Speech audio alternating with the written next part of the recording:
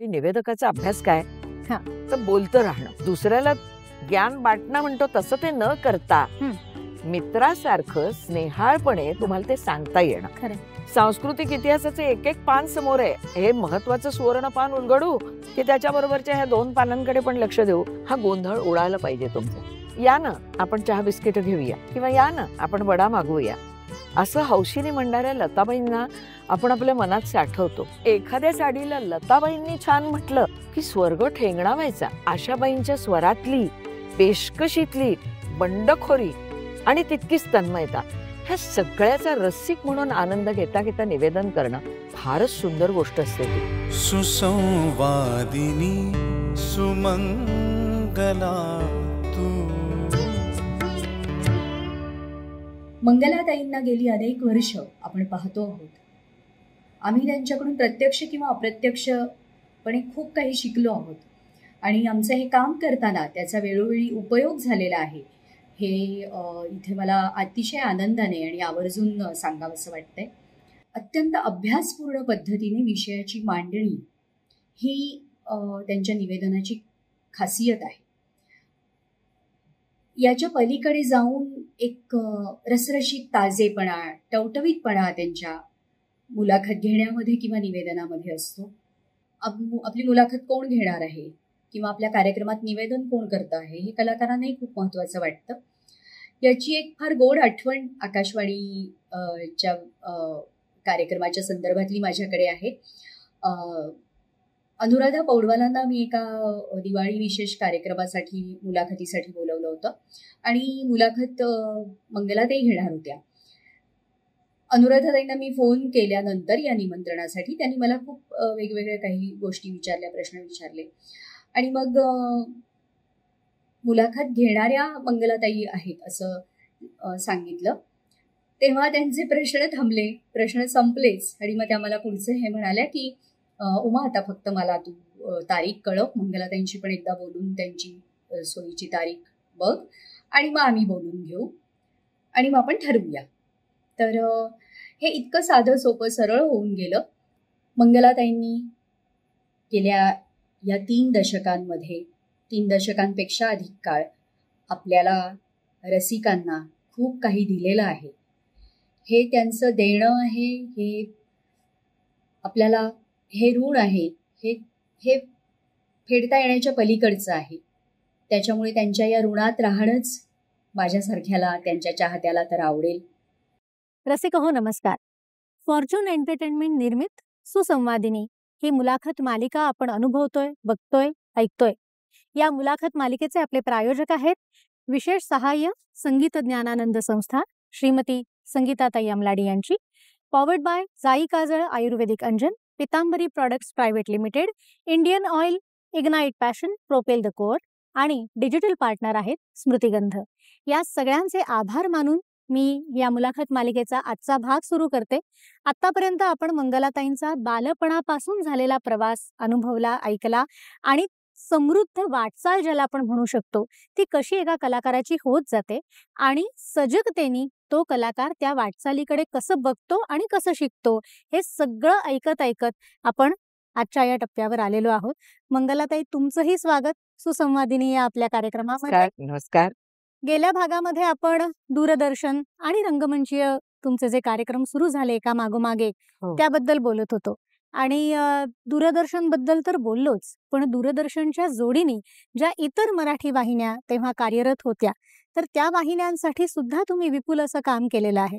तर ते कुठले कुठले कार्यक्रम होते? अल्फा मराठी होती त्यावेळेला, म्हणजे पुलंचं प्रथम पुण्यस्मरण अल्फा मराठीसाठी केलं. किंवा प्रभात नावाची एक वाहिनी होती, तिच्यावर पूर्ण भक्ती संगीताचा एक महामालिकाच म्हणूया, तर भक्ती संगीताचा कार्यक्रम म्हणूया किंवा महामालिका अशी मी केली. त्याच्यामुळे काय होतं की वेगवेगळ्या वाहिनींवर काम करणारी वेगवेगळी माणसं, त्यांच्या वेगळ्या पद्धती, नवीन तंत्रज्ञान या सगळ्याशी ओळख होते. त्यानंतर आपल्याकडे ETV मराठी होतं, नंतर कलर्स झालं. पण ETV मराठीवरती मला सखी हा जो कार्यक्रम होता त्याच्यामध्ये विविधा आणि हितगुज अशी 2 सदरं मिळाली होती. विविधा म्हणजे तुम्हाला ज्या विषयावर बोलावंसं वाटेल स्त्रीशी त्या विषयावर तुम्ही बोलायचं, इतकी मोकळीक तुम्हाला मिळते. तेव्हा तो कार्यक्रम 7 ते 12 मिनिटाचा असा असला तरी सुद्धा त्याच्यामध्ये तुम्ही वेगवेगळ्या विषयांवर बोलता. मुळामध्ये त्यासाठी तुम्ही एक प्लॅनिंग करता, पूर्णपणे नियोजन आखता, की मी आत्ता यावर बोलीन, मग यावर बोलीन. मग कधी स्त्रीचा स्वभाव, कधी तिचं जीवन, कधी तिच्या आसपास असलेल्या वस्तू, कधी तिच्या मार्गात येणाऱ्या अडचणी, कधी तिच्या हातालगत असलेल्या वस्तूंमधली जादू, कधी तिचं जग, बाहेरचं जग, यांचे परस्पर संबंध, असे सगळे घेत होते. आणि हितगुज हा समुपदेशनात्मक कार्यक्रम होता. अच्छा. तर मी याचं कसं एक तो प्रवाह आहे. म्हणजे अक्षरधारा, जिथे प्रौढ साक्षरता वर्ग, त्यांची एक वेगळी मानसिकता, तिथं भेटणाऱ्या मुली. म्हणजे मी म्हणते की जीवतीच्या डोळ्यांची एक बाई मला अक्षरधारामध्ये भेटली होती, की जिच्या वस्तीमधले प्रौढ साक्षरतेचे वर्ग बंद झालेले होते. गटाराच्या शेजारी बसूनही शिकण्याची तिची तयारी होती आणि तिला शिकवायला कोणी नव्हतं. आणि हे सत्य तिच्या सोबत बसलेल्या कोणीही सांगत नव्हते आणि तिने एकटीनं सांगितले होते. आणि कॅमेरा चालू असताना तिनं ते सत्य सांगितलं की मला शिकायची खूप ओढ आहे. तुम्ही हा कार्यक्रम करताना तुम्ही आमच्याकडे शिकायला कोणीतरी पाठवा. अशी एक खरी खुरी 22-23 वर्षाची मुलगी, दुसऱ्याच्या घरी धुणं भांडी पाणी करून तिला स्वतःचा उत्कर्ष साधायचा आहे, अशी मुलगी मला तिथं भेटली.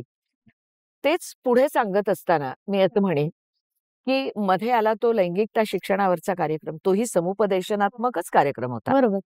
आणि त्यामध्ये विचारायला संकोच वाटेल असे अनेक प्रश्न विचारले जात नव्हते. ते विचारले जावेत म्हणून श्रोत्यांना किंवा दर्शकांना प्रवृत्त करायचं आणि मग तसे प्रश्न आपण विचारायचे आणि त्याची उत्तरं घ्यायची. हा सगळा अनुभव पाठीशी होता. त्यामुळे हितगुज हा समुपदेशनात्मक कार्यक्रम करणं मला अजिबात कठीण गेलं नाही. बरोबर. माझ्यावर मानसोपचार तज्ज्ञ होते.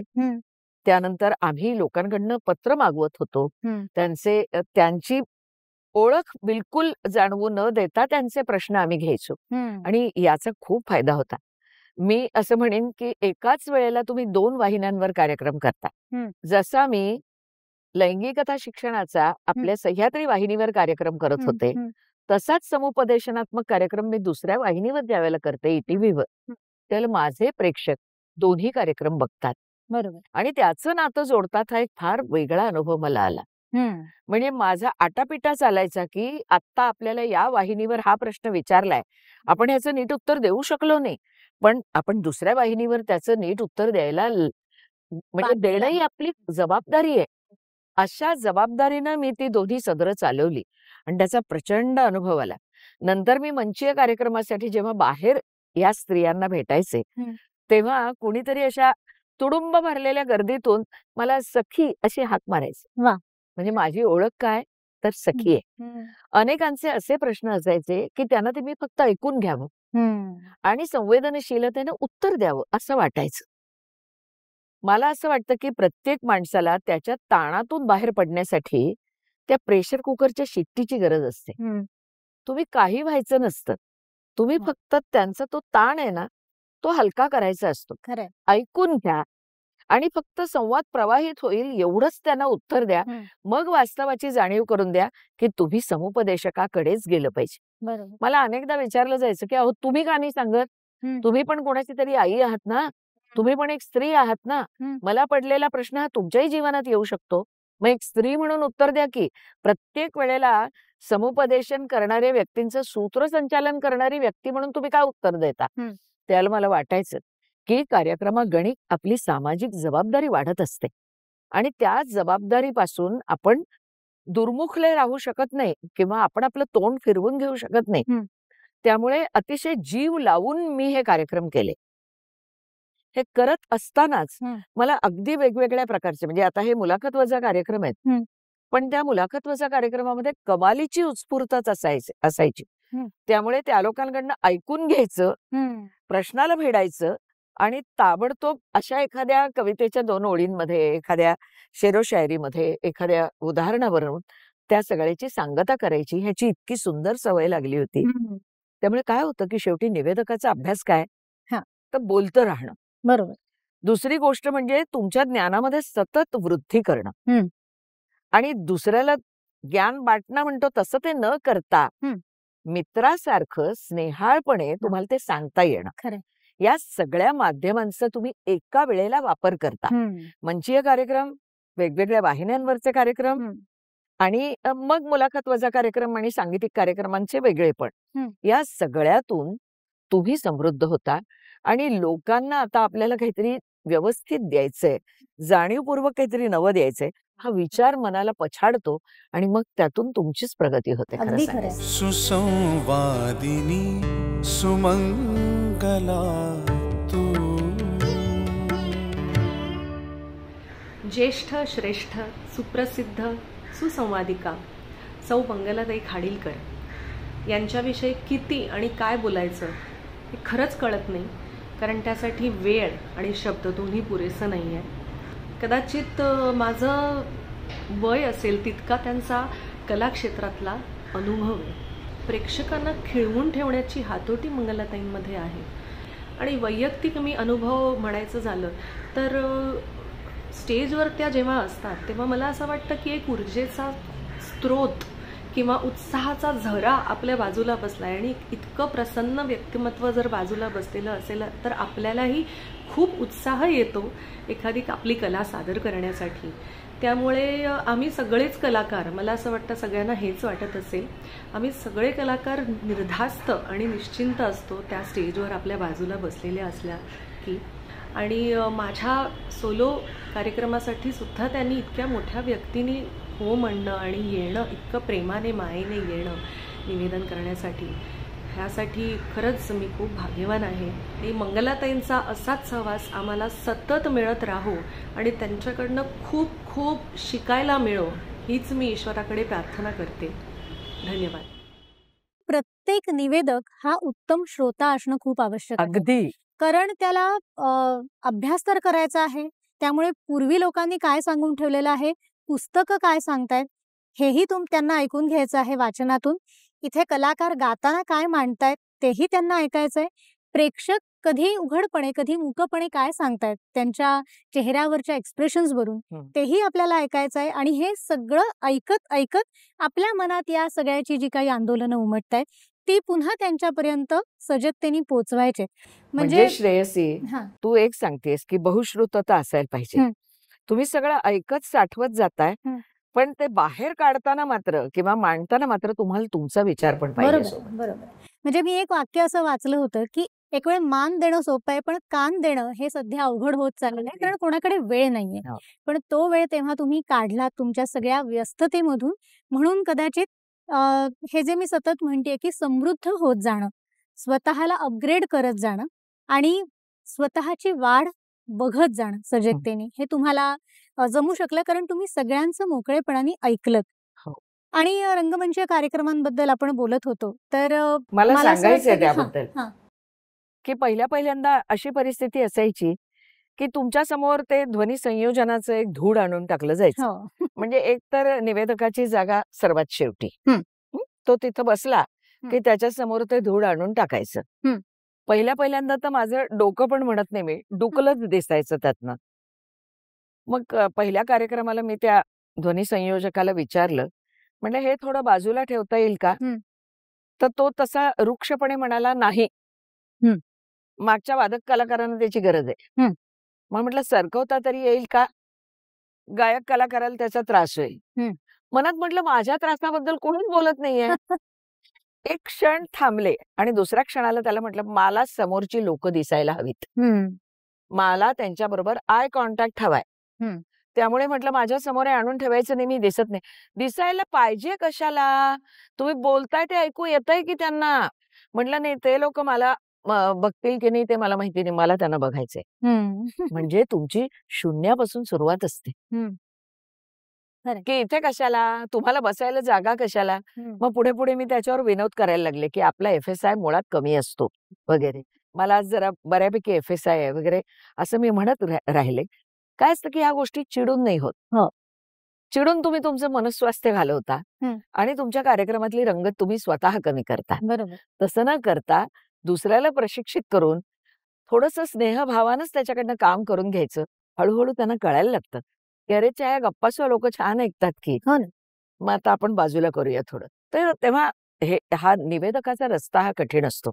दुसरी गोष्ट म्हणजे कलाकाराचे अहम एकमेकांना खूप टोकदारपणे काय म्हणूया खुपत असतात. त्याच्यानंतर ते आपटत असतात एकमेकांवर. अशा वेळेला संतुलन साधण्याचं काम मग तुम्ही सूत्रसंचालन करताय, निवेदन करताय, निवेदकानं करायला हवं. खरंय. दुसरी गोष्ट म्हणजे आपल्याकडे काय आहे धन शब्दांचं. ते पण पोहोचवायला हवंय. कार्यक्रम गाण्याचाच आहे, कार्यक्रम गायकाचाच आहे, पण तरी देखील ते धन मला पोहोचवायचंय, माझा विचार मला पोहोचवायचा आहे आणि तो पोहोचवण्याचे सगळे मार्ग या कार्यक्रमामधून मी अंमलात आणीन. हा विचार मी कायम केला आणि वेगळ्या संकल्पनांचे कार्यक्रम पण मी करायला लागले. त्यामुळे त्याचा मला एक तर संकल्पनांच्या कार्यक्रमांकडे वळण्यापूर्वी हे जे तुम्ही सगळं सांगताय ना, की सगळ्या बाजू सांभाळून धरायच्या असतात निवेदकाला, कारण प्रेक्षक आणि कलाकार यांच्यामधला तो आश्वासक दुवा असतो. तेव्हा मला आठवलं की मागे एकदा तुम्ही शांतादुर्गेच्या इथे कार्यक्रम जो झाला होता पंडित शिवकुमार शर्मा यांचा, तर तो किस्सा सांगितला होता, तर तो ऐकायला आवडेल. अच्छा, सांगते ना. पंडित शिवकुमार शर्मांचं संतूर वादन चालू होतं आणि इतकं रंगून संतूर वादन सुरू होतं त्यांचं. सगळे म्हणजे त्या सुरांमध्ये बुडून गेलेले होते. पण शांतादुर्गा देवळाच्या प्रांगणात जेव्हा कार्यक्रम होतो ना, तेव्हा शांतादुर्गेची लालखी निघण्याची एक वेळ असते. लालखी आणि पालखी यात फरक आहे. पालखी केवळ उत्सवाच्या निमित्ताने निघते आणि दररोजचं जे देवीनं मंदिराच्या बाहेर येऊन सगळीकडे जागरूकतेनं आपल्या भक्तांकडे नजर फिरवणं, ती लालखी. तर तशी देवीची लालखी निघाली. आता ती मिरवणूक आहे, त्यामुळे त्याच्यामध्ये ताशे वाजंत्री सगळं वाजणार आणि ती आली मंडपात आणि देवी सगळीकडेच संचार करून जाणार ना पुन्हा. बरोबर. आणि पंडित शिवकुमार शर्मा एकदम बघायला लागले. थोडंसं त्यांना असं विचित्र वाटलं ते. मला एवढंच कळलं की आत्ता या क्षणाला त्यांच्या मनातली जी आस आहे ती मला तोडू द्यायची नाहीये. म्हणून मी त्यांच्याकडे गेले आणि मी म्हटलं फार थोड्या कलाकारांना हे भाग्य मिळतं की ती लालखी प्रवेश करते आणि खरं आहे, ही मान्यता पण आहे. पण आपला कार्यक्रम चालू असताना ती लालखी आली. शांतादुर्गेला स्वतः वाटलं की त्यांनी तुमचं संतूर वादन ऐकावं. बहुत भाग्य की बात है. तस ते म्हणाले वाकई मुझे ये मालूम नहीं था. म्हटलं नाही ऐसा ही है. आणि त्याच्यानंतर ते ती असा हात करून ती लालखी कधी निघून जाते ते बघायला लागले आणि त्यानंतर पुन्हा एकदा त्याच थांब्याशी जिथं कधी थांबलंच नव्हतं अशा तऱ्हेने संतूर वादन सुरू झालं. म्हणजे तो मानसोपचार तज्ञ जो आपल्या आतमध्ये असतो तो अशा वेळेला बरोबर डोकावतो आणि संपूर्ण कार्यक्रमाची जी रंगत आहे ती त्यांनी तोलली जाते आणि सांभाळली जाते. तर अनेकदा असंही होतं की उत्स्फूर्तपणे बोलण्याचे प्रसंग येतात. आता टेलिप्रॉम्प्टर वगैरे या सगळ्या गोष्टी आल्या, पण तुम्ही पुरस्कार सोहळ्यांचं निवेदन केलेलं आहे, तर त्याही वेळेला ते होतं का तुम्ही उत्स्फूर्तपणे? अगदी उत्स्फूर्तपणे.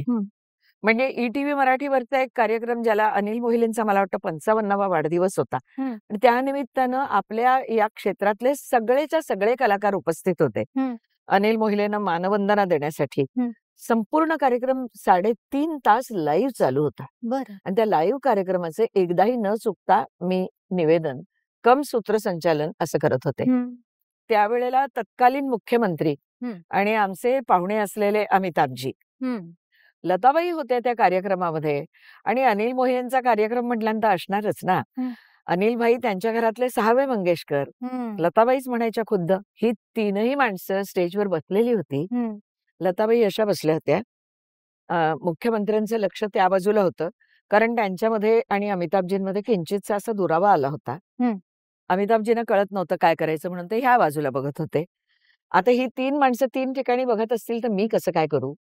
मला आठवत नाहीत आता पूर्ण वाक्य, पण माझं एकमेव ध्येय होतं की मुख्यमंत्र्यांनी आणि अमिताभजींनी एकमेकांकडे बघून हसलं पाहिजे आणि कार्यक्रमामध्ये ही तिघं एकमेकांशी अतिशय सौहार्दाने बोलतायत हे माझ्या कार्यक्रमाच्या दृष्टीने अत्यंत महत्वाचं आहे. बरोबर. मी दोघांकडेही उद्देशून एकदा यांच्याकडे एकदा यांच्याकडे अशीच सगळे दोघांची साक्ष घेऊन बोलायला लागले आणि थोडक्याच वेळामध्ये ते दोघंही एकमेकांशी अतिशय औपचारिक का होईना पण स्नेहानं बोलायला लागले आणि मग आपोआप लता दीदी पण मोकळ्या झाल्या.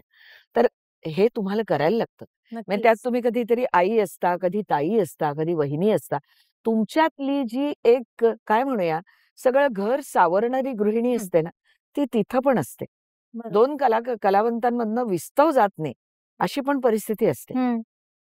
आणि ती मंडळी तिकडे विंगेमध्ये अगदी एकमेका मी आधी तुम्ही आधी असं करत असतात. त्यावेळेला सुद्धा काहीच झालं नाही असं दाखवून तुम्हाला संपूर्ण कार्यक्रमाचा रथ पुढे न्यावा लागतो. आणि आता तुम्ही म्हणालात निवेदन कम सूत्रसंचालन करत हो. होते. तर अर्थातच या सगळ्यामध्ये एक विभाजन आहे. हो. म्हटलं तर ते हातात हात घालून जाणाऱ्या त्या गोष्टी आहेत. म्हणजे निवेदन, सूत्रसंचालन, निरूपण, व्याख्यान, प्रवचन आणि मुलाखत घेणं ही सगळी संवादाचीच माध्यमं आहेत. पण तरीही तो संवाद प्रत्येक ठिकाणी वेगवेगळा असतो, त्याची गरज वेगळी असते. हो. तर तो फरक तुम्ही कसा करता? अनेकदा शासकीय कार्यक्रमांमध्ये किंवा सांगीतिक कार्यक्रमांमध्ये कधी सत्कार सोहळे येतात, कधी एखाद्या पुस्तकाचं प्रकाशन येतं. अशा वेळेला तुम्हाला त्या वेळापुरतं सूत्रसंचालन करावं लागतं. कधी कोणाचे आयत्या वेळेला कोणीतरी आलंय, त्याला थोडंसं बोलायला लावायचं आणि त्या गोष्टीचं सूत्रसंचालन किंवा संपूर्ण कार्यक्रमाचा अर्धा भाग तुम्ही सूत्रसंचालन करताय आणि नंतर गाण्याची मैफल करताय.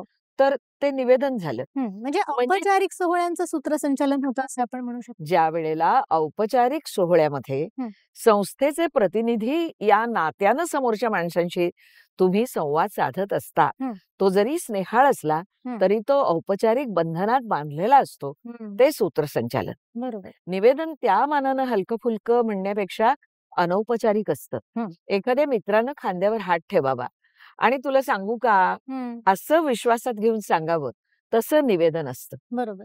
पण निवेदनामध्ये माझ्याकडे किती ज्ञान आहे बघा, मला किती अवतरणं येतात तुम्ही बघा, मी किती संदर्भ देते किंवा देतोय ते बघा, असा आव आणून चालत नाही. कारण तुम्ही तुमचा अहंकार मध्ये आणलात की निवेदनाची तो बिसतंतू तुटलाच म्हणून समजा, किंवा ती नाजूक रेशीम गाठ आहे ती बांधलीच नाही जाणार. बरोबर. त्यामुळे तुम्हाला माहित असूनही आता बघा मला काय माहिती असं पवित्रा न घेता एक सांगू का तुम्हाला, दोन सांगण्यामध्ये जो फरक आहे ना, तोच फरक त्याच्यात. त्यामुळे निवेदक हा प्रेक्षकांचा मनकवडा दोस्त असतो, मित्र असतो आणि त्या मित्राच्याच विश्वासानं त्यांना सांगायला पाहिजे. बरोबर. आणि निवेदक असतोही आणि नसतोही असं तुम्ही नेहमी म्हणता. कारण गजरातला न दिसणारा दोर आहे. अजिबात फुलंच गुंफायची आहेत तुम्हाला, गजरा फुलांचाच असतो, त्या दोराला महत्व नसतं. म्हणूनच कुसुमाग्रजांनी म्हटलंय की तरी दोरा नसला तर तो गजरा होऊ शकत नाही. तितकंच खरं आहे. आणि हे लोकांना कळत नाही. कुसुमाग्रज म्हणून तर सांगतात ना, खरं ते मस्तानीच आहे मनोगत, की साथ घालशील तेव्हाच येईल, जितकं मागशील तितकंच देईल, दिल्यानंतर देहा वेगळ्या सावलीसारखी निघून जाईल, साथ घालशील तेव्हाच येईल आणि जितकं मागशील तितकंच देईल. तुझा मुकुट मागणार नाही, कार्यक्रम गायकाचा आहे, तुझा मुकुट मागणार नाही, सभेत नातं सांगणार नाही, अमुक अमुक मुख्यमंत्र्यांशी, त्या मंत्र्यांशी, या मंत्र्यांशी माझं काय जवळचे संबंध आहेत असं नाही मी सांगणार. त्यामुळे तुझा मुकुट मागणार नाही, सभेत नातं सांगणार नाही, माझ्यामधल्या तुझेपणात जोगीण बनून जगत राहीन, साथ घालशील तेव्हाच येईन, जितकं मागशील तितकंच देईन. कार्यक्रम संपल्यानंतर तुम्ही जायला हवं आणि लोकांनी तुमच्या शब्दांचा सुगंध घेऊन घरी जायला हवं. तिथंच रेंगाळत बसणं, आपल्याकडे कॅमेरा वळेल का, आपल्याकडे लोक येतील का याची वाट बघणं, हे बिलकुल निवेदनासाठी मारक ठरतं. कारण तुम्ही एक शब्द सुगंध तिकडे दरवळत ठेवलेला असतो आणि तो तसाच राहावा. कारण काय असतं की सुरासोबत शब्द ज्या वेळेला लोकांना आठवायला लागतात त्यावेळेला तुमचं सार्थक. बरोबर. मला डॉक्टर मांडके आठवतात. श्रीधर फडकेंचा एक कार्यक्रम मी नीतू मांडकेंच्या घरी केला होता आणि डॉक्टर नीतू मांडके नंतर भेटले आणि मला म्हणाले, बघा बरं माझ्या गाडीमध्ये काय आहे. म्हटलं काय आहे डॉक्टर? अहो तुमची आणि श्रीधरची कॅसेट आहे माझ्याकडे, मी ती रोज ऐकतो. मी म्हटलं खरंच मला वाटत नाही. त्यांनी ताबडतोब मला ती ऐकवली. अहो म्हणाले मला इतकं आवडतं की मी ती रोज ऐकतो. हे जे रोज ऐकणं आहे ना, ऐकावंसं वाटणं आहे ना, तिथपर्यंत तुम्ही घेऊन गेलं पाहिजे कार्यक्रमाला. पण मी तुमच्या अनेक कार्यक्रमांनंतर हे आवर्जून बघितलेलं आहे की रसिक प्रेक्षक जितके गायक कलाकारांना, वादक कलाकारांना भेटायला गर्दी करतात, तितकीच किंवा कधी कधी तर त्याहून अधिक गर्दी मी तुमच्या भोवती बघितलेली आहे. कारण भारावून जाणं जे म्हणतात ना, म्हणजे गाणी लोक ऐकतच असतात, आणि त्याचाच तो कार्यक्रम असतो. पण तरी सुद्धा त्या गाण्यांचं मर्म तुम्ही जे उलगडून दाखवता, त्या गाण्यांमागची एखादी गोष्ट जेव्हा सांगता किंवा त्या कलाकाराचं मोठेपण, त्या गायकाचं, संगीतकाराचं मोठेपण जेव्हा तुम्ही तुमच्या भाषा शैलीतून पोहोचवता, तेव्हा तो रसिक प्रेक्षक त्या गाण्याकडे अधिक आकर्षित होतो. पण तरी सुद्धा तुमचं बोलणं तो विसरू शकत नाही. तो टाळून पुढे त्याला तसं जाता येत नाही. म्हणून आवर्जून अनेकांनी तुम्हाला येऊन म्हणजे तुमची भेट घेतलेली, तुमची सही घेतलेली, तुमच्याबरोबर फोटो हवाय. आणि आता तर असं झालेलं आहे की मंगलाताईंचा कार्यक्रम आहे ना, मग तो उत्तमच होणार. इतकी खात्री सगळ्या रसिकांना असते. त्यामुळे अनेक नवीन गायक-गायिका सुद्धा आवर्जून तुम्हाला आदराने निवेदनाला बोलवतात, की आमचा कार्यक्रम छान व्हावा म्हणून म्हणजे तुम्ही त्यांना हवे असता. आत्ताचं वय तर आणखी छान असतं. तुम्ही एका संगमावर उभे असता. म्हणजे एका बाजूला तुम्हाला नियतीनं लताबाई, आशाबाई, पंडित भीमसेन जोशी किंवा पंडित जसराजजी अनेक नावं घेता येतील. त्याच्यानंतर मधल्या फळीतले म्हणजे पंडित सुरेश वाडकर, शंकर महादेवन, हरिहरन किंवा आत्ताचा जावेद अली अशा गायकांबरोबर तुम्ही कार्यक्रम केलेले आहेत.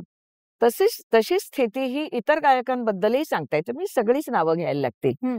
पण त्यानंतर आत्ताची पिढी नेमकी काय करतेय हे पण तुम्हाला अशा कार्यक्रमांमुळे कळतं. बरोबर. आणि त्यामुळे संगीतातली स्थित्यंतरं, वागण्यातली स्थित्यंतरं आणि एकूण काळ कसा बदललाय याचा लेखाजोखा सुद्धा मिळत राहतो. म्हणून आपले डोळे आणि कान उघडे ठेवले की निवेदकाला खूप खूप काही मिळत असतं. बरोबर. जसे कलाकार बदलत गेले तसे रसिक प्रेक्षकही बदलत गेले असं वाटतं का तुम्हाला? हो. काय बदल झाला नेमका? आत्ता अजून तरी माझ्या पिढीचं भाग्य असं आहे की आत्ताचा जो गाण्यांचा प्रेक्षक वर्ग आहे, म्हणजे तुम्ही जेव्हा एखाद्या विषयानुरूप कार्यक्रम करता, म्हणजे यशवंत देवांची गाणी, खडे अण्णांची गाणी किंवा काही संकल्पनावर आधारित असलेले कार्यक्रम, ते त्या कार्यक्रमाला येणारा जो प्रेक्षक वर्ग असतो किंवा श्रोतृवर्ग हा साधारण वृद्ध, प्रौढ आणि तारुण्य ओसरायला लागले असा इथपर्यंतचा असतो. आणि तो अजूनही तुम्हाला मिळतोय. पण त्याला सुखद धक्का म्हणून अगदी तरुण पिढी सुद्धा अशा कार्यक्रमाने येते. ती फक्त म्हणजे अगदी तरुण मुलांच्याच कार्यक्रमाला येते असं नाही. निरूपणाच्या कार्यक्रमाला आलेली तरुणांची गर्दी मला ठाऊक आहे. किंवा आता मी भरत बळवल्लीच्या बरोबर कार्यक्रम केले, बरेच कार्यक्रम केले. तर त्याच्यामध्ये मास्टर दीनानाथांची गायकी दाखवणारा एक कार्यक्रम, त्याला समोरच्या श्रोतृवृंदामध्ये अर्धी माणसं म्हणूया, ती कॉलेजमधली मुलं होती. म्हणजे इतकी तरुण मुलं तुम्हाला कार्यक्रमाला दिसतात. त्यामुळे तुम्ही एक अशी रेघ नाही ओढू शकत किंवा असं विधान सरसकट नाही करू शकत. पण पूर्वी त्या कार्यक्रमांमध्ये एक जो काय म्हणूया आपण की एक चैनदारपणा होता. सगळं शांतपणे ऐकलं जायचं. तसा चैनदारपणा कुठेतरी लुप्त होतोय. आणि जर थोडंसं अधीरेपण, थोडीशी उत्तेजना लागते. म्हणजे 5वं गाणं असं थोडंसं व्हायब्रंट लागतं. असं पूर्वी नव्हतं. त्यामुळे खळे अण्णांची, खळे संगीत रजनी, श्रीनिवास खळे यांचे अतिशय काय म्हणूया आपण स्नेहाळ, साधं, धीमं, मार्दवपूर्ण पण नर्म विनोदी असं बोलणं त्यांचं. आणि ते संपूर्ण 3 तास लक्ष देऊन ऐकणारा असा श्रोतृवर्ग होता. त्यांचे ते हलके विनोद अगदी म्हणजे आत्ता विनोद करतायत न करतायत असं वाटावं तोपर्यंत खळे अण्णा बोलून गेलेले असतात काहीतरी छान. हे सगळं लक्षपूर्वक ऐकण्याची एक शक्ती त्या काळातल्या श्रोत्यांकडे आणि प्रेक्षकांकडे होती.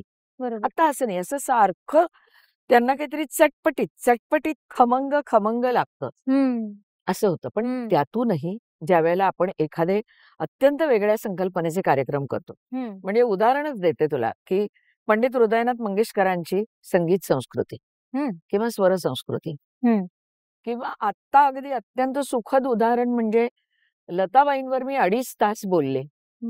त्यावेळेला आपली मला वाटतं एका प्रसिद्ध कार्यक्रमाचा अंतिम फेरीचा सोहळा सुरू होता. मला वाटलं 4 माणसं तरी येतील की नाही, पण जवळजवळ 90% सभागृह भरलेलं होतं. आणि त्या मंडळींनी 2.5 तास तो कार्यक्रम ऐकला. एक व्याख्यान मग आता त्याच्यात अर्थात आम्ही गाणी त्यांना ऐकवली थोडीशी, पण बाकी मी लता मंगेशकर या विषयावर बोलले. म्हणजे शेवटी त्या कार्यक्रमाचं ते भाग्य आहे. ओव्हरऑल जर विधान करायचं झालं, तर पूर्वीचा चैनदारपणा आत्ताच्या कार्यक्रमातनं हळूहळू थोडासा लुप्त होतोय. लताबाईंबद्दल तुम्ही बोलताय तर मुलाखत हा एक वेगळा भाग झाला. पण लताबाईंच्या कार्यक्रमाचं निवेदन, आशाताईंच्या कार्यक्रमाचं निवेदन हे सुद्धा तुम्ही केलं आहेच नक्कीच. पंडितजींच्या म्हणजे पंडित हृदयनाथ मंगेशकर यांच्या कार्यक्रमाचं निवेदन केलेलं आहे. उषा मंगेशकरांच्या. उषाताईंबरोबर तुम्ही कार्यक्रम केलेले आहेत. तर तेही सांगा. खळे काकांबद्दलही ऐकायचं आहे, बाबूजींबद्दल ऐकायचं आहे, पंडित जितेंद्र अभिषेकींबद्दल ऐकायचं आहे, भीमसेन जोशींबद्दल ऐकायचं आहे, सगळ्यांबद्दलच ऐकायचं आहे. अगदी थोडक्यात सांगते. लताबाईंचा कार्यक्रम करायला मिळणं याचा मी व्याख्या करते की लताबाई तिथं आहेत, त्यांचा त्या कार्यक्रमात सहभाग आहे आणि आपण तो कार्यक्रम करतो, यासारखं दुसरं भाग्य नाही. म्हणजे सरस्वतीच्या नुपुराची रुमझुम असं जे लिहिलेलं आहे ते तसंच वाटतं. पायातली सोन्याची ती पैंजणं सुद्धा तशीच रुमझुमत असतात.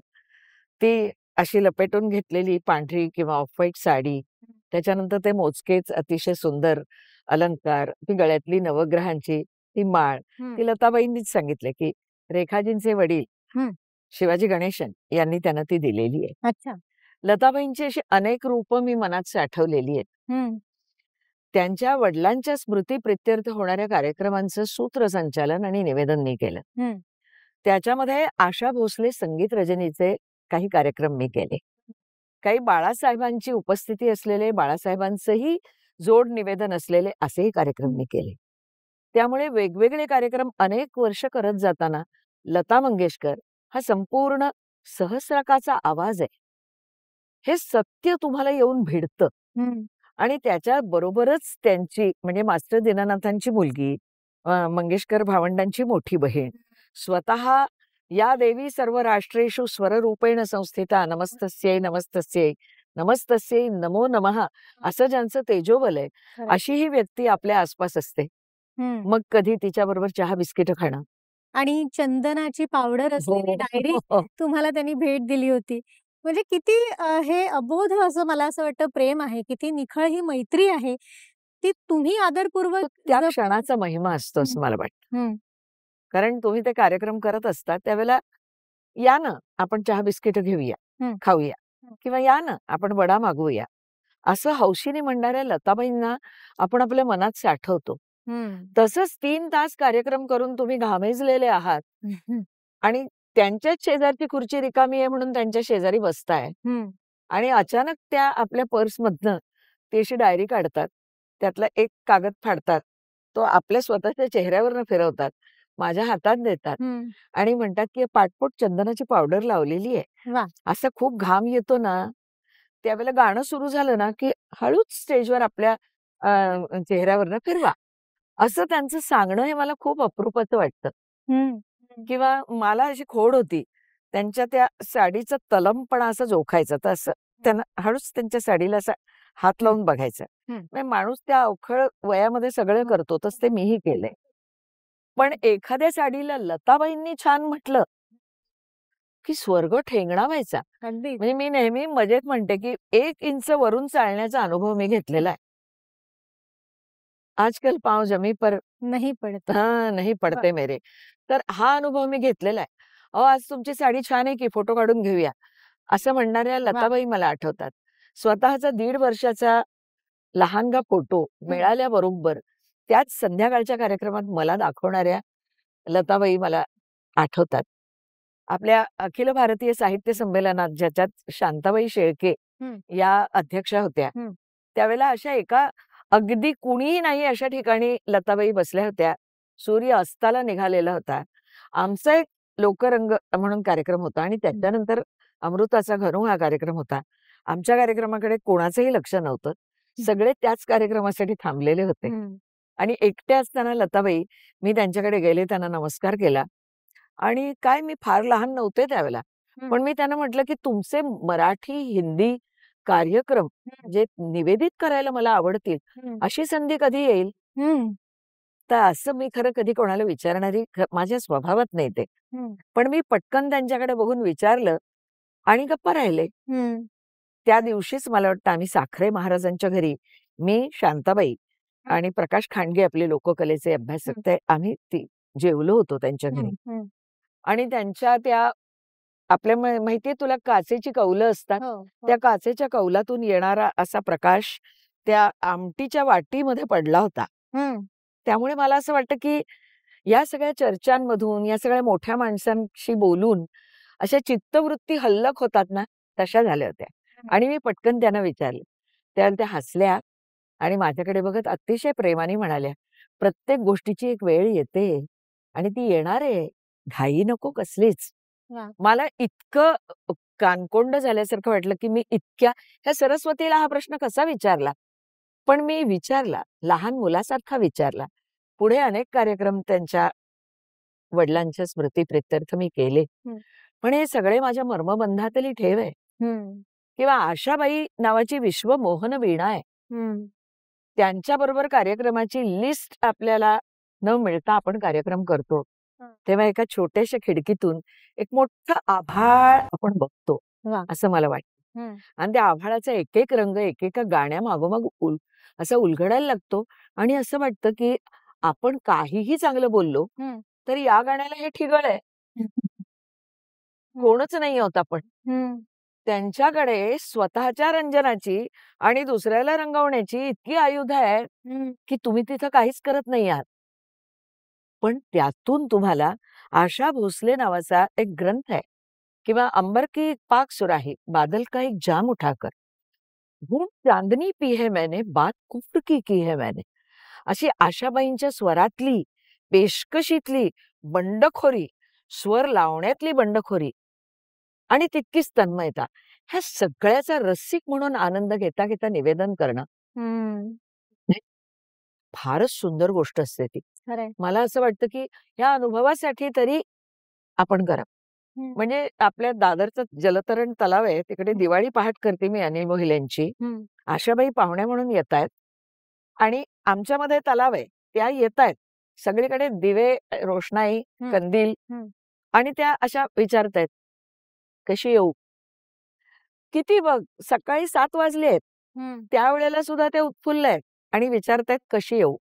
मग मी त्यांना म्हणते, तुम्ही नका येऊ, मी येते पोहत. हे जे काही एक्सचेंज आहे ना, ही जी देवाणघेवाण आहे ना, सगळे कलाकार मोकळे झाले. मोठ्या कलाकाराचं हे लक्षण आहे. त्यांच्या येण्याचा दबाव नव्हे, दडपण नव्हे, तर त्यातून येणारं मोकळेपण. काय प्रत्येक जण गाऊन गेला त्या दिवशी, हे या लोकांचं मोठेपण. आणि पंडितजी अण्णांचं पद्मासनात बसणं, त्यांचे रंगवाणीचे 2 शेवटचे कार्यक्रम मी केलेले आहेत. संतवाणी, माझे गुरु प्राध्यापक वसंत बापट ज्या वेळेला हजर नव्हते, त्यावेळेला संतवाणीचेही मला 2 ते 3 वेळा निरूपण करायला मिळाले. निरूपणाचे पहिले धडे मी तिथे घेतले. ज्यांचं जन्मगाव एकदा मी चुकवलं होतं, त्यांच्याकडून जेव्हा असंच बोलत चला अशी त्यांची दाद ऐकली ना, त्याला भरून पावले. काही माणसं अशी असतात ना की आपण ना त्यांना फक्त नमस्कारच करू शकतो अगं, कारण आपलं खुजे पण जाणवतं, आपलं सामान्य पण जाणवतं, आणि त्यांच्या एका स्वराचं वर्णन करण्यासाठी सुद्धा आपल्याकडे शब्द नाहीयेत हे जाणवतं ना, तेव्हा त्या मोठेपणाच्या दडपणातून बाहेर येऊन निवेदन करायचं, हा जो एक प्रकार असतो ना, तो अनुभवण्याचा प्रकार असतो.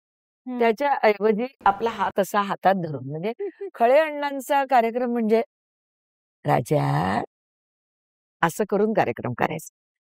त्यांच्या समोर बसून इतरांचा रियाज ऐकून, म्हणजे एक पिढी अजित परब, मंदार आपटेची पण आहे, राहुल देशपांडेंची, देवकी पंडित, त्याच्यानंतर सुलोचनाबाई चव्हाण, आणि आत्ता लताबाई येऊन गेल्या. म्हणजे त्या मला चुकलेल्या असतात, पण लताबाई पण तिकडे रियाज करायला येऊन गेल्यात.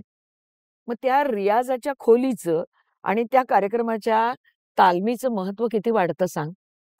निवेदकाला खूप मिळतं त्यातनं, खूप मिळतं. नक्कीच मिळतं. मग जेव्हा सगळी जण उठून जायची तेव्हा खळे अण्णा आणि मी, मग त्यावेळेला मला रान मोकळं असायचं. मग अण्णा, दावा नयनी यशोदेचा सुकुमार, ते आपण ते म्हणा ना, असं काहीतरी फरमाईश केली की त्यांची अशी थरथरती बोटं त्या हार्मोनियम वरून फिरता फिरता अचानक अशी त्यांच्या जोर आल्यासारखी अशी लीलया फिरायला लागायची आणि आपल्या कापऱ्या हळुवार आवाजात ते म्हणायचे. माझ्यासाठी ना ह्या क्षणांचं महत्व खूप मोठं आहे. म्हणजे तुम्ही हे जग सोडून जाताना काय काय बरोबर घेऊन जाल, तर मला फार हावरटासारखं वाटतं. लताबाईंच्या आठवणी, आशाबाईंच्या आठवणी, म्हणजे ह्या सगळ्या माणसांच्या बरोबरचे संजीव क्षण मला आठवत जातील का? आणि मग ते सगळे त्यावेळेला इतके टोकदारपणे किंवा इतके स्पष्टपणे आठवतील का मला? थोडं भावूक झाले. पण मला असं वाटतं, की औपचारिक कार्यक्रमातलं अनौपचारिकपण त्याहीपेक्षा महत्वाचं असतं. त्याच्या पूर्वी अनुभवलेलं बरोबर. तालमीतलं ते सौहार्द, तो जिव्हाळा आणि ते आपलेपण. म्हणजे मग तुम्ही संगीतकारालाच सांगता, अहो ते गाणं तुम्ही लिहिलंय देव काका, असं काय करता, तुम्हाला आठवत नाहीये? म्हणजे आता मिलनाची गोड स्वप्ने भंगली गेली लया, काळजाची विकल वीणा आळविते जोगिया. असं असं भावगीत कुणाचं असं मी आणि देवकाका विचार करताना लक्षात आलं की ते त्यांचंच आहे. अरे हा क्षण मला महत्वाचा आहे. देवकाका ज्या वेळेला आपल्या वयाची 80वे वर्ष ओलांडून कार्यक्रम करायला येतात, तेव्हा देवकाकांचा म्हणजे त्यांचा सदरा झब्बा किंवा ती शेरवानी वगैरे जी घातलेली आहे, तर ते सगळं कशात अडकू नये, त्यांना बसण्याची सुविधा व्हावी, सगळं त्यांचं व्यवस्थित असावं, अशी जी काळजीवाहू सरकार आपण आपोआप होतो ना, त्यात निवेदकाला खूप मिळतं. नागिण झालेल्या कविवर्य पाडगावकरांना औरंगाबादला कार्यक्रमासाठी आयोजक घेऊन जातात. पण मी तिकडे काळजीवाहू सरकार होऊन जाते. त्यांना काय खायला मिळतंय? त्यांना पाणी मिळतंय का? त्यांना दुखतंय का? हे मला आपणहून विचारावंसं वाटतं. का वाटतं ह्याला उत्तर नाही. पण मला असं वाटतं की मराठी साहित्याचं एक खूप मोठं धन आत्ता या क्षणाला माझ्या हातात आहे. ते मला सांभाळायचंय. बरोबर.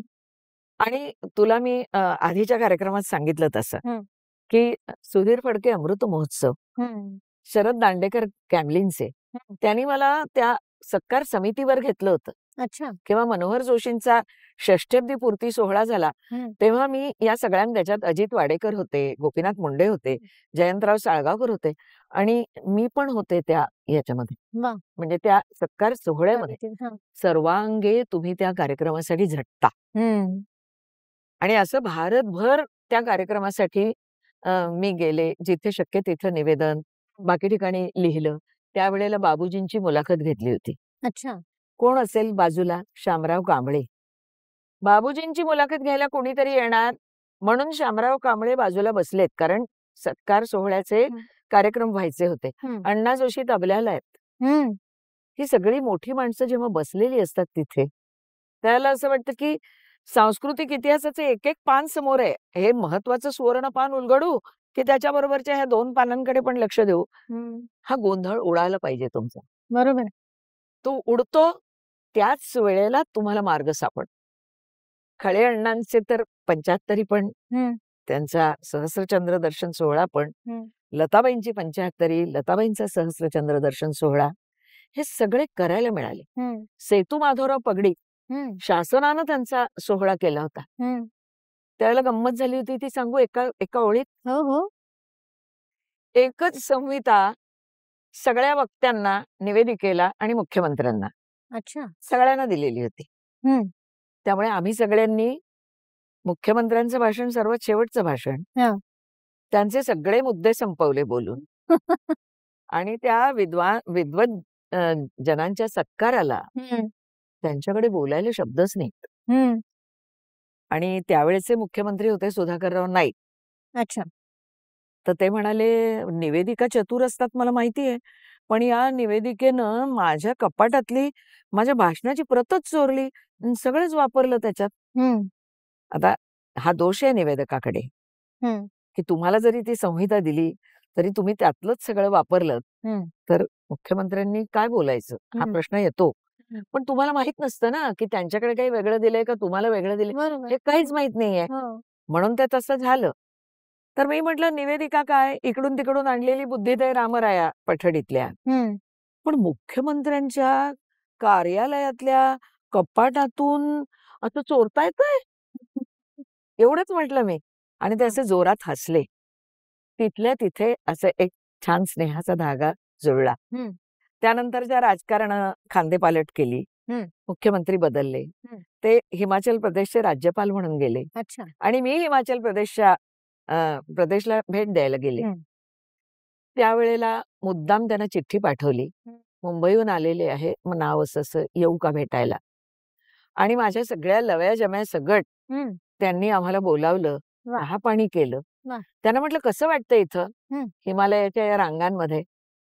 ते म्हणाले मुख्य अशा ठिकाणाहून आपल्याला बाजूला केलेलं आहे, याचं सहलच इतका माझ्या मनात आहे की ह्या हिमालयाच्या रांगांचं सौंदर्य मला आकर्षित करत नाही.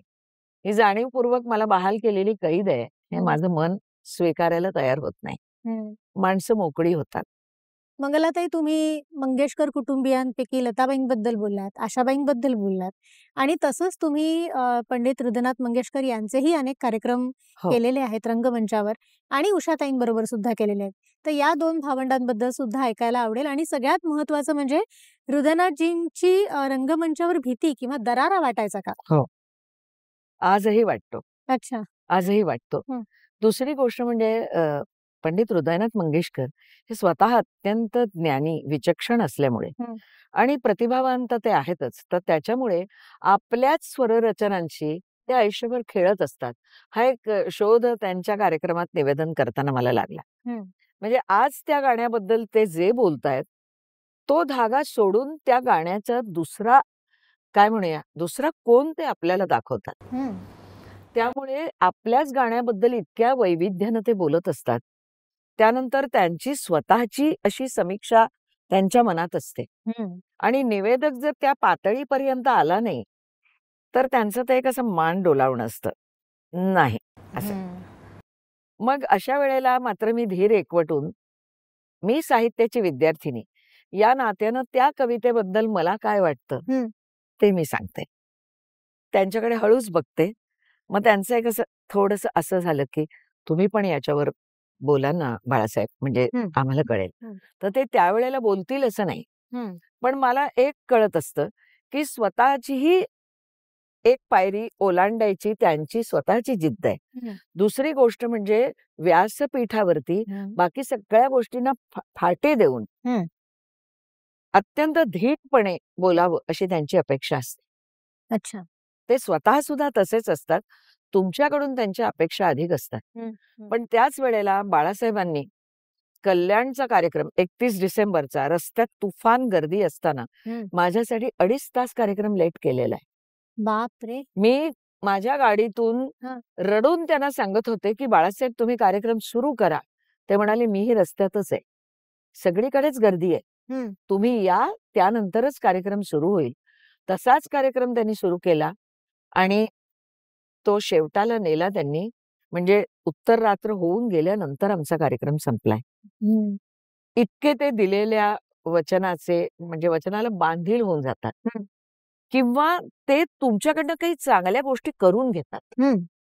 मग तुम्ही कार्यक्रमामध्ये पाळायची शिस्त लताबाईंच्या किंवा मास्टर दीनानाथ महोत्सवातल्या किंवा स्मृतिप्रित्यर्थ होणाऱ्या कार्यक्रमामध्ये अत्यंत सुवाच्य अशा तिरक्या अक्षरामध्ये त्यांच्या सूचना लिहिलेल्या माझ्याकडे यायच्या. आणि समजा जर आपण एक पायरी त्यातली गाळली तर ते म्हणायचे थोडीशी चूक झाली नाही का. हो बाळासाहेब चूक झाली, पण त्यांनी ती कधी दाखवली नाही. त्यामुळे त्यातली जी शिस्त असते ते एक बाळकडू त्यांच्याकडून मिळालं. अप्रतिम बोलत जातात. बाळासाहेब बोलताना मला स्वतः बोलूच नाही असा एक कॉम्प्लेक्स येतो, हे मी मोकळेपणानं सांगते. उषा मंगेशकर यांच्याबरोबर अनेक कार्यक्रम केले. एक अत्यंत दिलदार आणि एका स्वर्गीय आवाजाला सांभाळणारी धाकटी बहीण या नात्यानं उषाताईंच्या व्यक्तिमत्वाचे त्यांच्या मोकळेपणाचे इतके पैलू मी पाहिलेले आहेत. दूरदर्शनवर मानाचा मुजरा, ETV वाहिनीवर मानाचा मुजरा, त्याच्यानंतर दिवाळी पहाट त्यांच्यावर देशात कार्यक्रम केलेले, विदेशात नाही. पण दिल्लीपासून ते अगदी आपल्याकडच्या औरंगाबाद पर्यंत अनेक ठिकाणी केले. त्यात अत्यंत दिलखुलास उषाताईंचं एक दर्शन घडतं आणि ते इतकं साधं असतं की मंगेशकर पणाची एक झूल असते ना जी आपल्या मनात असते ती त्यांच्याकडे कधीच नसते. अच्छा. त्या अशा तुमच्या आमच्यासारख्या अत्यंत जिगरबाज असं असं ते स्वराधीन व्यक्तिमत्व असतं आणि त्यांच्या आवाजातली अशी चांदी वयाच्या कुठल्याही वयात अशी म्हणजे वयाच्या कुठल्याही वळणावर अशी खनकत असते. हो, म्हणजे आत्ताही गेल्या वर्षी मी त्यांचं गाणं ऐकलं, त्यातही तीच एनर्जी, तीच ऊर्जा. म्हणजे मला आश्चर्य वाटलं, की जवळपास 85 वर्ष उलटून गेलेली ही सगळी भावंडं आहेत आणि तरीसुद्धा रंगमंचावर उभं राहिल्यावर ते वय जाणवूच नाहीये. इतकी विलक्षण ऊर्जा या सगळ्यांकडे. त्यामुळे तेव्हा तर काय असेल. होय. मग त्यांच्या ऐन उमेदीतले कार्यक्रम तर संपूच नाही असं वाटायचं. खरंय, खरंय. आणि लावणीतला लावण्य रंग, त्यानंतर भावगीतातली प्रासादिकता, भक्तिगीतातली अंतर्मुखता हे सगळं त्यांच्या आवाजाने फार सुंदर दाखवलंय. नक्कीच. जनसमूहाला आकर्षित करून घेणारा एक सुंदर आवाज त्यांच्याकडे आहे आणि ती खनक तर अद्वितीय आहे. म्हणजे आता ज्या कलाकारांबद्दल बोललो, म्हणजे सगळेच मंगेशकर किंवा खळे काका किंवा बाबूजी, या प्रत्येकावर एक भाग करावा इतकं ह्यांचं व्यक्तिमत्वही मोठं आहे आणि तुम्ही त्यांच्याबरोबर कार्यक्रम केलेलं पण खूप कामही केलेले. मोठं आहे. सुसंवादिनी सुमंगला तू. माझ्याबरोबर त्यांचे संबंध साधारणपणे एक 20 वर्ष तरी आहेत. त्याचं कारण असं आहे की माझी गाण्याची जी सुरुवात झाली ती मास्टर दीनानाथांच्या गायकीने झाली. त्याचे जेव्हा मी कार्यक्रम सुरू केले आणि ते कार्यक्रम करत असताना निवेदनाची जेव्हा आम्हाला गरज भासली त्यावेळेला ज्ञान आणि काय म्हणतात त्याला व्यासंग असलेलं निवेदन असणं फार आवश्यक असतं. कारण तो कार्यक्रमाचा एक स्रोत जो असतो तो गाणं जसं पुढे नेत असतं तसं दीनानाथांविषयी त्याच्यानंतर बाकी सगळ्या ज्या काही माहिती असतील ह्या सगळ्याचा अभ्यास करून ते जनसमुदायासमोर मांडणं, रसिकांसमोर मांडणं सुद्धा तेवढंच महत्त्वाचं असतं असं मला वाटतं. म्हणून मंगलाताईंचं निवेदनाच्या क्षेत्रामध्ये खूप मोठं योगदान आहे. मुळात त्या B.S. राव यांच्या कन्या, आणि B.S. राव म्हणजे कोण तर ते गीत रामायण गायचे त्यांचे वडील. सो संगीताचे संस्कार त्यांच्यावरती त्यांच्या घरातच झाले होते. संगीतात सुद्धा तेवढंच ज्ञान आहे. राग असेल किंवा त्याच्याबद्दलचं जे काही संगीताविषयक जे काही बोलावं लागतं ते सुद्धा त्या बोलतात. संतकाव्य असेल तर ते सुद्धा बोलतात. आता माझ्या भक्तिरस या कार्यक्रमामध्ये त्यांनी निरूपण केलं आहे. त्याच्यानंतर माझा वीर सावरकरांचा एक मोठा कार्यक्रम झाला होता, गेटवे ऑफ इंडियाला झाला होता. तिथे सावरकरांचे हिंदुत्वाचे विचार त्यांनी लोकांसमोर मांडले. आणि माझं गाणं जे आहे त्या गाण्याला उचलून धरण्याचं काम सुद्धा कधी त्यांचं निवेदन करतं असं मला वाटतं. कारण त्या गाण्यातला अर्थ जो आहे तो जेव्हा लोकांना नीट समजतो तेव्हा गायलेलं एक्सप्रेशन सुद्धा द्विगुणित होतं आणि लोकांना त्या गाण्याची मजा जास्त येते. या भारतीय ज्ञान परंपरेची उपासक म्हणून मी मंगलाताईंना बघतो.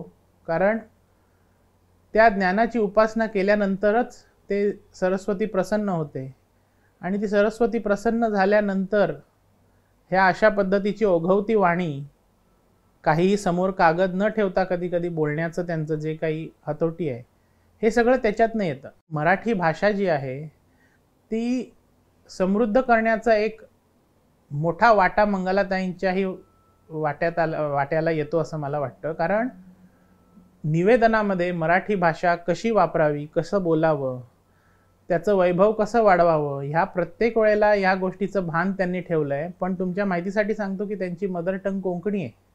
पण मराठी भाषा ही मदर टंग नसताना त्याच्यावरती एवढा अभ्यास करून त्याच्यावरती प्रभुत्व मिळवून कवितांचं असेल, अभंगांचं असेल, विराण्या असतील, गझला असतील, तुम्ही कुठलाही विषय घ्या, मदन मोहनचा विषय घ्या, तुम्ही सावरकरांचा विषय घ्या, तुम्ही मंगेशकरांचा विषय घ्या, तुम्ही कुठलाही विषय घ्या, त्या विषयावरती अभ्यास करून तो कशा पद्धतीने तो विषय मोठा करून तो समृद्ध करून जनसमुदायासमोर मांडावं हा एक मंगलाताईंचा खूप मोठा एक्सपर्टाईज आहे. मंगलाताईंना शुभेच्छा देतो आणि त्यांनी अजून 50 वर्ष तरी किमान निवेदन करत राहावं अशी देवाला प्रार्थना करून त्यांना उत्तम आरोग्य मिळो ही सदिच्छा व्यक्त करतो.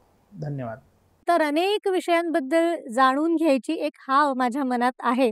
पण तुर्तास आपल्याला इथे थोडंसं थांबावं लागेल आणि सुसंवादिनीचा पुढचा भाग येईलच. त्यातून पुन्हा हे सगळे कलाकार तुमच्याच बरोबर आमच्याही मनाच्या प्रांगणात येतील आणि त्यांच्याबद्दल अनेक गोष्टी ऐकत पुढचाही भाग असाच रंगतदार होईल. पण हा भाग तुम्ही बघितला असेलच, त्यामुळे या भागावरच्या तुमच्या प्रतिक्रिया, तुमचे प्रतिसाद आमच्यापर्यंत अगदी जरूर पोहोचवा आणि त्याचप्रमाणे पुढच्या भागाची जशी आतुरता तुम्हाला आहे तशीच ती मलाही आहे. आमचे सगळे प्रायोजक फॉर्च्यून एंटरटेनमेंट त्यांचे ऋणी आहे. कारण या सगळ्या प्रायोजकांविना ही इतकी अप्रतिम अशी मुलाखत मालिका करणं शक्य नाही.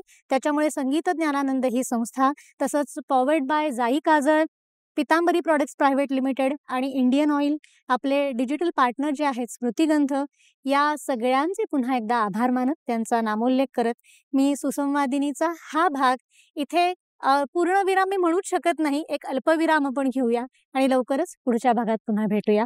थँक्यू. शारदेची कन्या संपदा लाभे, भाषेची संवादातून प्रकटे वैभव, ग्वाही कीर्तीची.